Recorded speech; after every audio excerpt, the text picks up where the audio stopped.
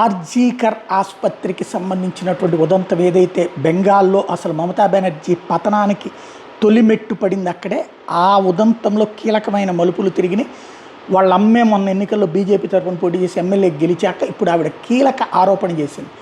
ఆనాడు ఉన్నటువంటి 3 తృణమూల్ కాంగ్రెస్ నాయకులు, ఒక మంత్రితో సహా 2 ఎమ్మెల్యేలు కలిసి అమ్మాయి మృతదేహాన్ని రెండోసారి పోస్ట్ మార్టం చేయనివ్వకుండా తీసుకెళ్ళి శవదహనం చేసేశారు అన్నటువంటిది. ఇప్పుడు వాళ్ళ మీద కేసు పెట్టమని కోర్టుకు వేసింది.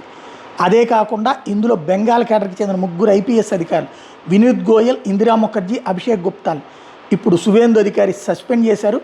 హత్య కేసును సరిగ్గా డీల్ చేయనందుకు, పైగా అమ్మాయి తల్లికే లంచం ఇచ్చేందుకు ఆఫర్ చేసినందుకు, దానికి సాక్ష్యం ఆ తల్లే ఇప్పుడు ఎమ్మెల్యే అయినటువంటి నేపథ్యంలో అక్కడ కీలకమైనటువంటి అడుగుపడింది. వాళ్ళ సస్పెన్షన్ ఇప్పుడు అట్లాగే బెంగాల్కి సంబంధించినటువంటి రాజకీయ నేతల అంతు కూడా చూడబోతున్నారు. వాళ్ళ మీద కూడా కేసు పెట్టబోతున్నారు. సీరియస్ పరిణామాలు చోటు చేసుకుంటున్నారు.